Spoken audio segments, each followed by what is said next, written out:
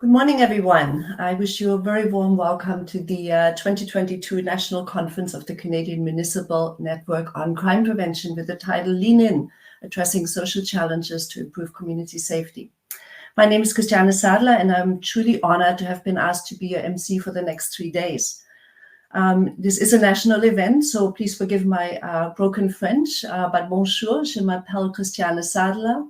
En tant que maître de cérémonie, j'ai le plaisir de vous souhaiter la bienvenue à la conférence de ressources municipales canadiennes en prévention de la criminalité. At this point, it's important to let you know that we will provide French translation in the opening keynote, and also the closing panel. Instructions for how to access the translations are provided for you in the handout that you should have received from Oishi on page 5. I am joining you today from the traditional and unceded territories of the Lekwungen-speaking people, also known as the Songhees Nations and as Esquimalt Nations, otherwise known as Victoria, British Columbia, where it's snowing this morning. It's become increasingly obvious how important it is that we acknowledge the privilege of being on this land, and in that spirit, I invite all of you to please share with us the territories that you live and work in the chat function. Earlier this morning, we unfortunately learned that Elder McGregor, who at this point in our proceedings was going to bring blessings due to a family emergency, is sadly unable to join us. So we scrambled a little bit, and I'm glad to say that Jen Fox will at least bring us a land acknowledgement at this point. So Jen? Thanks, Christiane. I'm very sorry to see that Elder Averna is not here today. Those of you who heard her before know that she's just such an amazing woman. She brings such beautiful greetings. So obviously I am not going to be in any way able to replace her. But I am very honored to start us out in a good way by doing a land acknowledgement. And I would like to acknowledge that I am here on Treaty 6 territory, which is the traditional lands of many Indigenous people, and also the home of Métis Region 4. I am going to, Chris, I think your French was absolutely beautiful, but I'm going to massacre Cree here and tell you that I'm also from Amiskushi Wahagan, which is another name for that is Beaver Hills, or the city of Edmonton. So that's where I'm joining you from today. And as Chris mentioned, it is so important that not only do we do a land acknowledgement, but we think for a minute about why it's important to do that. And in my teachings and from my very dear friend, Cheryl Whiskey Jack, I've learned that doing land acknowledgements is one small act of reconciliation. But more importantly, she often talks to me about how it's an act of relationshiping, and how as we move forward in this really complex world, and much of what we're going to talk about in this conference today, it's really important that we look at the world through two-eyed seeing, as she calls it. So we look at it from a traditional Indigenous perspective and also from a Western perspective, and together we come together to create a better world. For me, the land acknowledgements are important. And since I've been thinking about them, I've really, truly, during COVID, come to understand the incredible relationship that Indigenous people have with the land. And all I can do is to say thank you for how they safeguarded it for many years before we settlers came here, we colonizers came here. So I'm grateful for that. I'm grateful watching the seasons change. You know, during COVID, the one good thing I think that came across for me is that I was outside a lot more because there wasn't a lot else you could do. But Chris, it's also snowing here. It's a beautiful morning. I happened to notice on social media today that Senator LaBoucane, I think, is also here in Treaty 6 territory. She's going to be joining us, and she posted a picture of beautiful winter today, and its sun is shining and it's crisp snow, but I'm still not quite ready for it. But so just acknowledging the important relationship that Indigenous people have with the land and with the four-leggeds too. And Chris, I know that's also something that you're very close to. You have a wonderful pet, and so do I. And I just think about Creator, and I'm grateful for that. And the other thing that I've been encouraged to do when we share land acknowledgements is to say where we're from. And I'm a second generation Canadian. My dad was born in Ireland and came here, and my mom in Scotland. And they lived in Winnipeg their whole lives. And as I was growing up, I was very fortunate to have very close relationships with a number of Indigenous communities and saw firsthand the many struggles that they have. So it's very near and dear to my heart. So thank you for letting me start us out in a good way. And I'm going to toss it back to you, Christiane. Thank you so much, Jen, and thank you as always for being prepared to hop in last minute. One of the things I always appreciate very much about you. And thank you for reminding us about the importance of relationships, not just with each other, but also the land in which we live. And in these events, we always learn something new. And I just learned that it's important to sort of acknowledge not only the territory in which we live, but where we come from.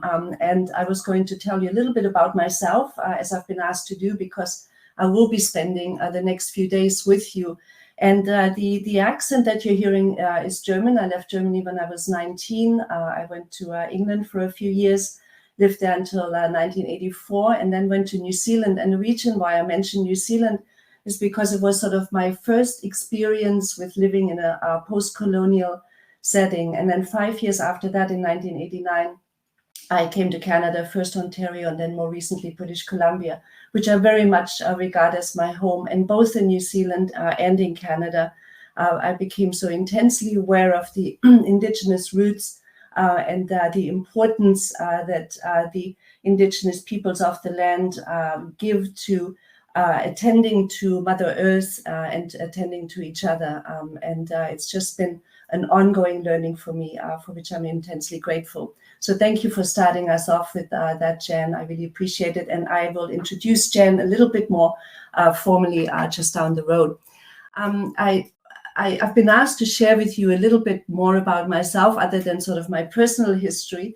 So I wanted to let you know that in my former existence, I was the executive director of the Waterloo Region Crime Prevention Council.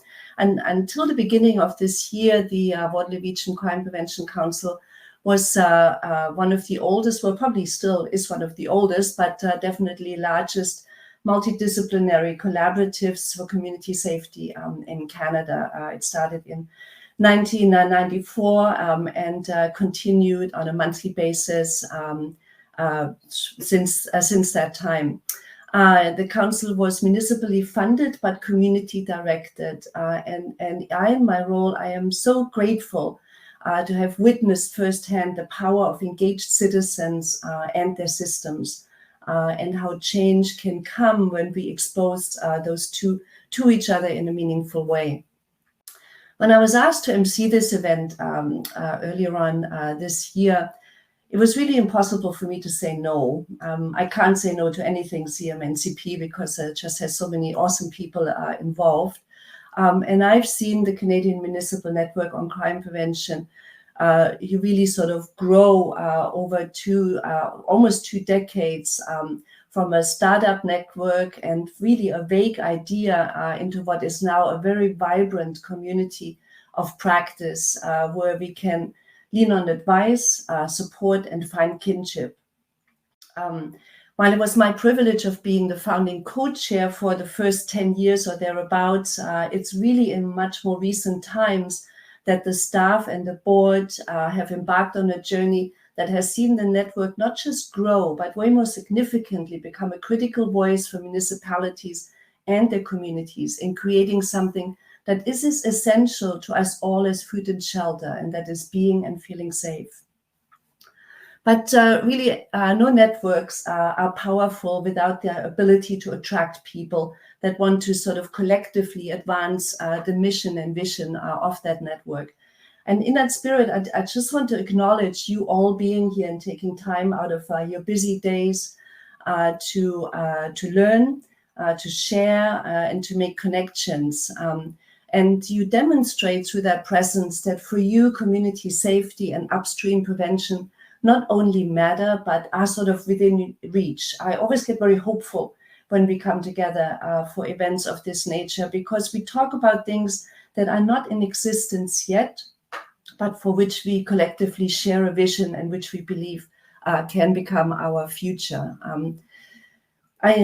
Virtual events have some advantages. It was much easier for me to get ready this morning than if I had to fly somewhere across the country. But they also have some disadvantages. And so in my role, I want to sort of encourage us all to co-create a safe and a welcoming space throughout the next 3 days.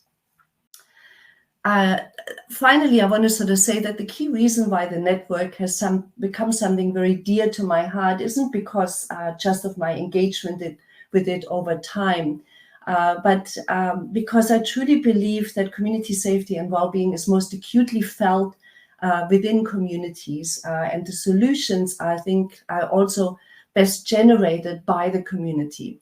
And there's something very special about the Canadian network, because I had the opportunity to interact with other networks of its kind across the world. And what's special about it is that the Canadian network was created grassroots up.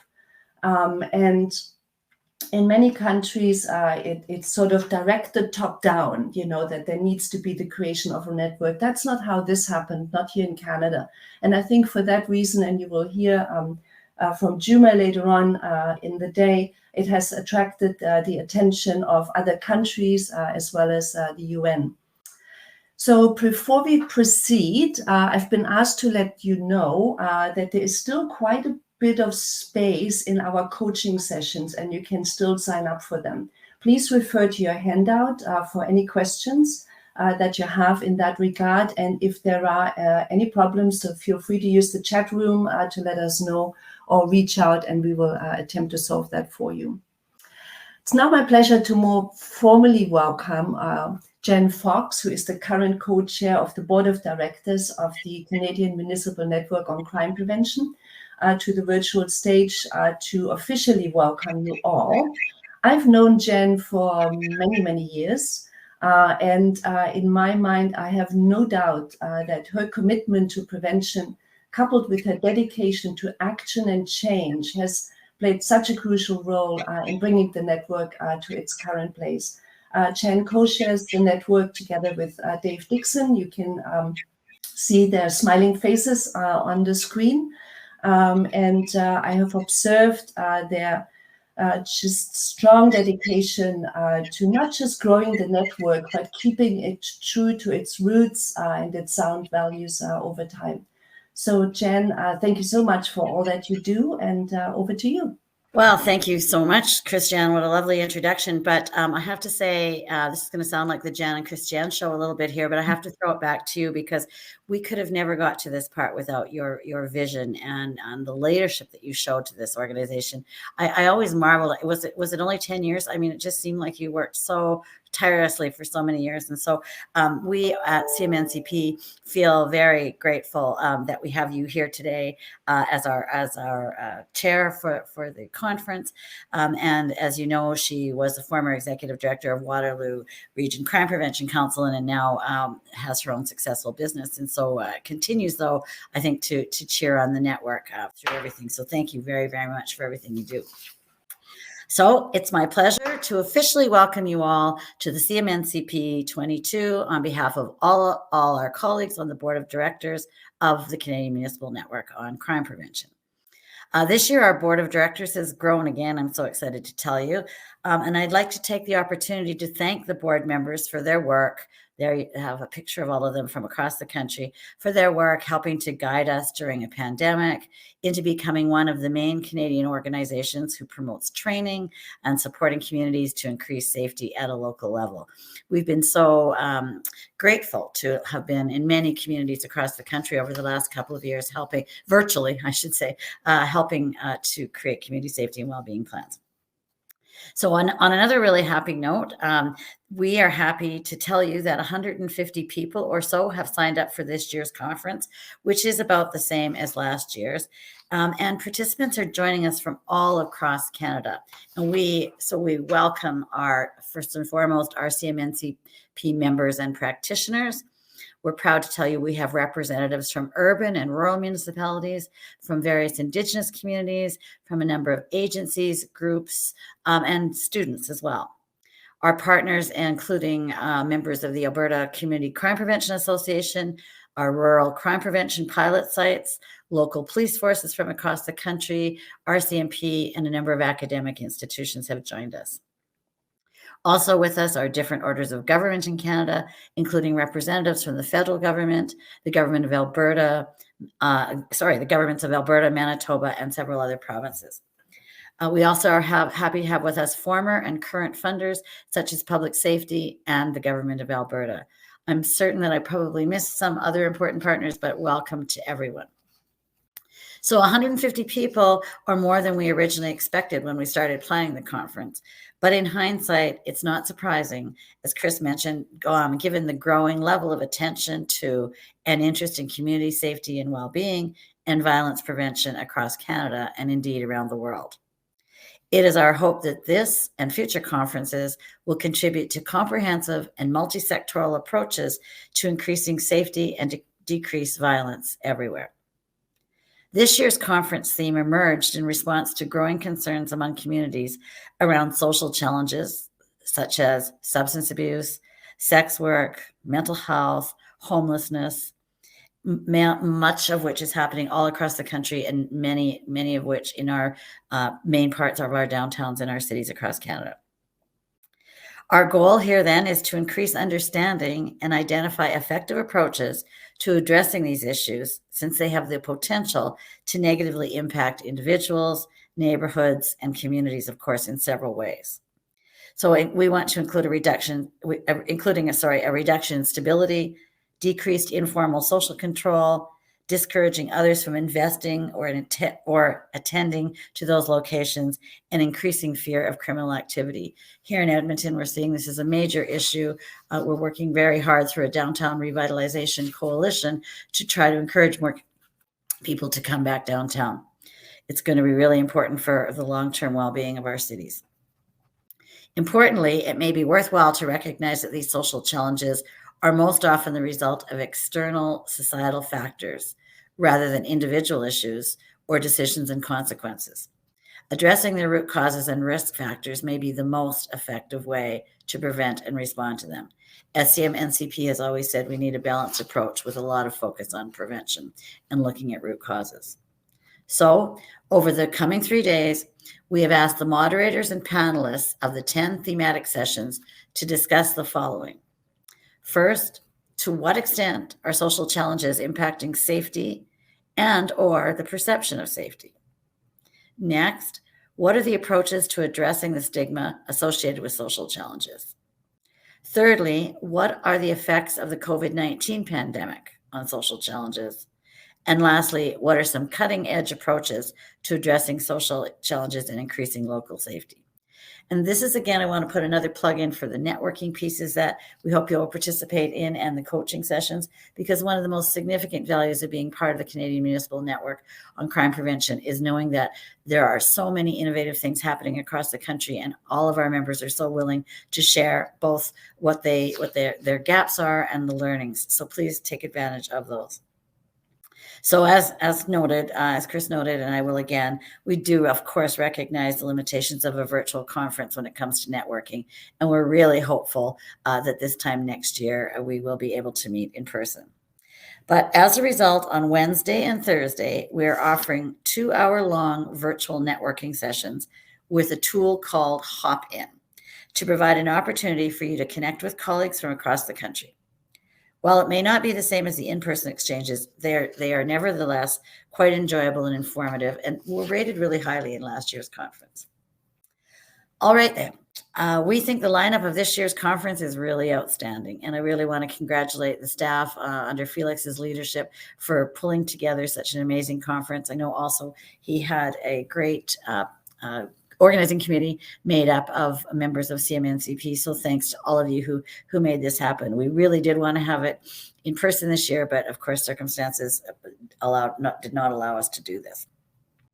If anyone is interested in learning anything more about the Canadian Municipal Network on Crime Prevention, including, of course, how to become a member, please visit our website or reach out to any one of us on the board.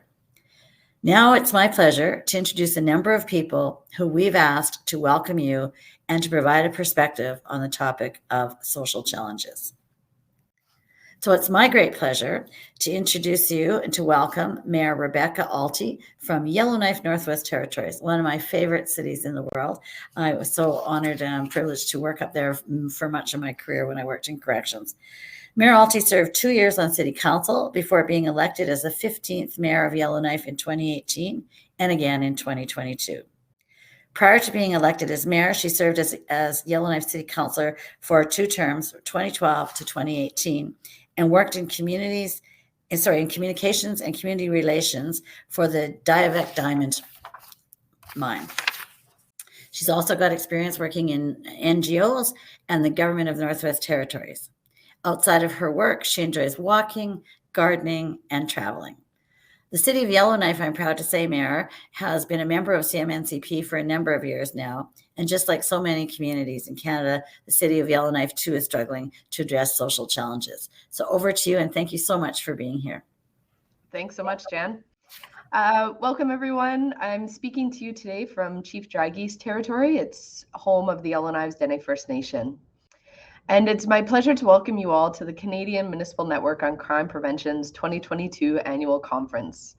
As mentioned, my name is Rebecca Alty. I'm the mayor of the city of Yellowknife, and as of yesterday at noon, I'm now in my 2nd term as mayor.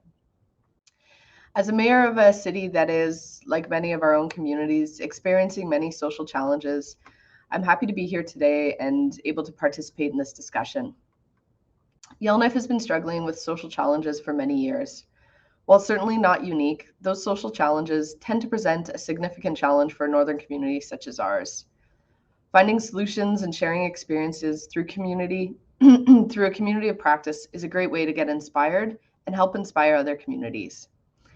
As a city, we regularly engage in a homelessness count. The last one took place in 2021 during the pandemic. The homelessness count identified that the most common causes of homelessness haven't changed much, and include unaffordable housing and low income, as well as the inability to pay rent or mortgages, problems with substance use, conflict with a spouse or partner, and job loss. Unfortunately, COVID-19 has pushed many people to the limit and has likely exacerbated the homelessness challenge, as it has had a strong effect on mental health and substance use. In response to COVID and the homelessness crisis, we were fortunate to have our federal Reaching Home funding doubled in 2020 and 2021, and the federal government doubled it again in 2022 and 2023. With the doubling of the funding, we're able to continue to provide core programs that we've been running for a number of years through Reaching Home, including Housing First for Adults, Housing First for Youth, Housing First for Families, and a prevention and shelter diversion program. But we were also able to make a few capital contributions so that we can address homelessness for years to come.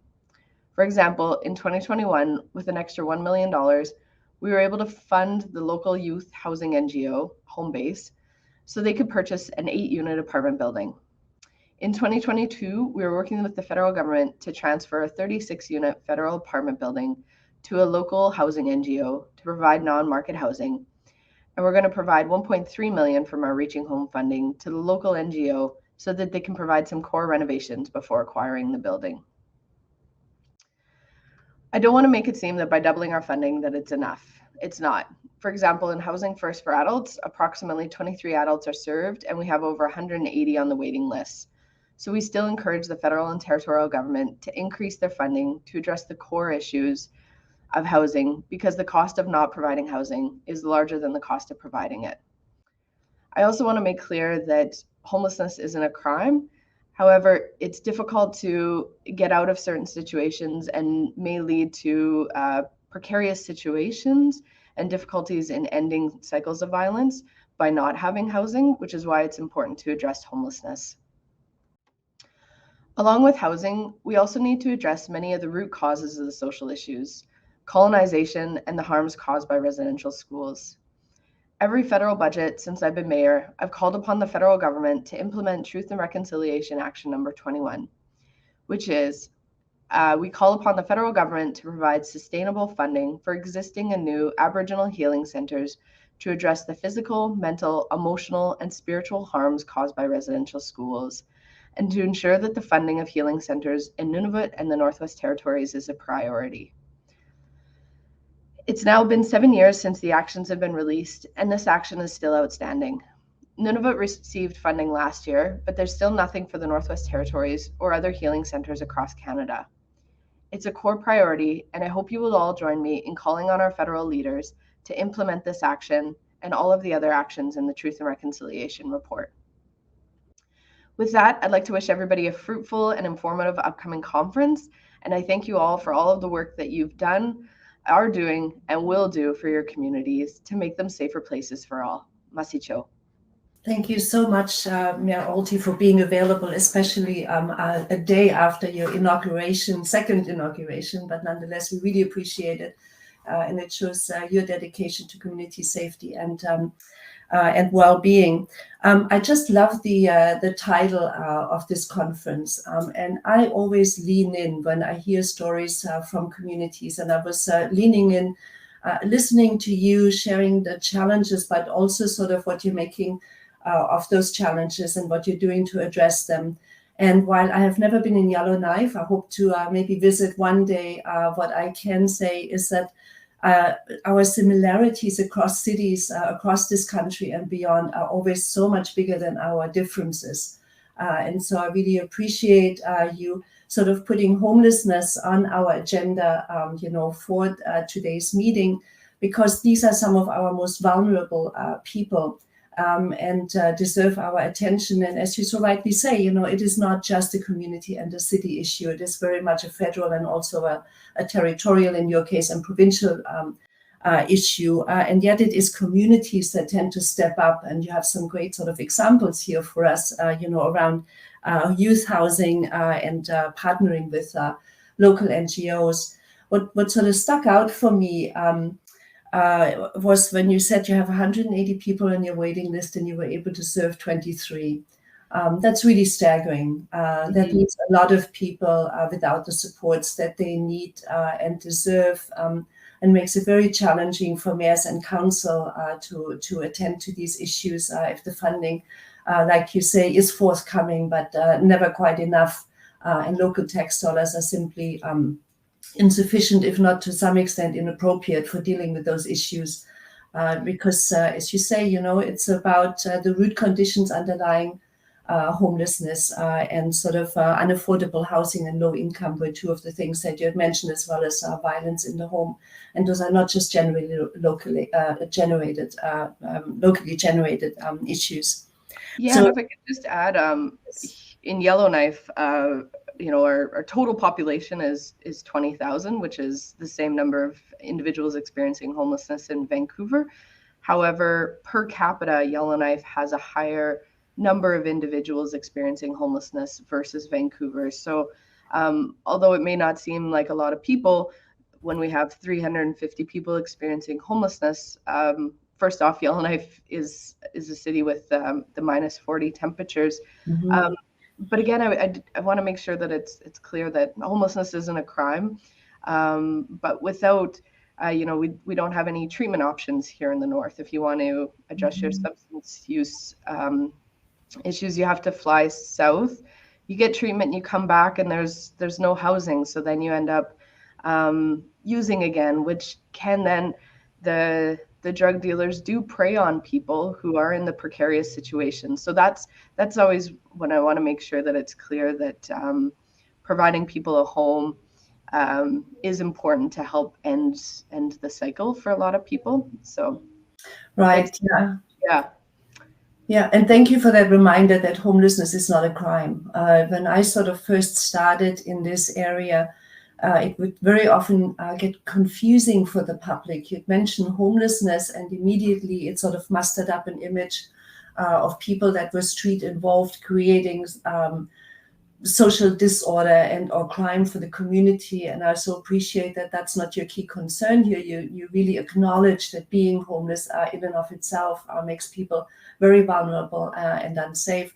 And I don't know if you were sort of there right at the beginning of our time together, but I was sort of trying to share that for me, food, shelter, and being safe are sort of the three key components that each community ought to be able reasonably to provide to their citizens.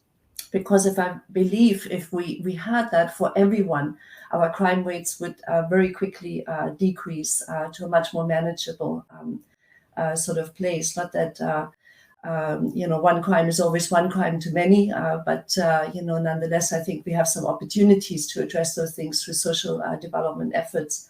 And the other thing that we see, because there's the big difference is also the perception of an unsafe downtown versus an unsafe downtown, and so people can see some lateral violence on the streets of Yellowknife, and they, nobody should be experiencing violence. So we have to address that, and a lot of that comes from individuals who are using substances to medicate pain, as opposed to, and that's where I draw in the need for healing centers, for treatment, to for centers to deal with a trauma, because we have a lot of people who are using substances to numb the pain, and unfortunately creating more pain during the process. So it's a really big issue, and when we try to boil it down to something simple of, we just got to crack down on public intoxication, and that will, make the downtown safer, it's so much bigger than that. So that's where we have to look at those bigger issues. And no, thank you so much, and appreciated the reminder about Action 21, and in your role sort of publicly advocating that the federal government step up and implement that part of the Truth and Reconciliation Commission's call to action. Thank you so much, Mayor Alty, for being here. I hope you can stay for some of the conference, or maybe come in and out, but we wish you all the very best in your new term, you and council and your community in Yellowknife, and we look forward to hearing about your progress in addressing this issue. It's been a pleasure meeting you. Thank you so much. Okay. Have a great day, everybody. Thanks so much. It now gives me great pleasure to welcome Senator Patti LaBoucane-Benson to the virtual stage. Senator LaBoucane-Benson is Métis from Territory 6 in Alberta, and she was last year's keynote speaker. She has a 30-year career that has been dedicated to serving her community, certainly in Alberta, but also communities across Canada and around the world. She continues to share her knowledge of healing from historic trauma with educators, healthcare professionals, lawyers, and policymakers, as well as with Indigenous communities. As always, time is too short to do justice to the many things that the Senator brings. So I want to remind you that there is a conference handout if you wish to have more information about the Senator's background and action, and her bio, along with that of other participants in the conference, are provided for you there. So Senator LaBoucane-Benson, thank you so much for being here today, and welcome, and the stage is yours. Thank you very much. So I am Senator Patti LaBoucane-Benson, and I'm a Métis Ukrainian. I am logged in from the same place that I was born, raised, and still live on this beautiful Treaty 6 territory, and I acknowledge that we're all treaty people. And it's great to be back to welcome everybody to the conference. As some of you may remember, I was a keynote speaker last year, and I shared a bit of information regarding colonial history, historic trauma, and healing in the context of community safety.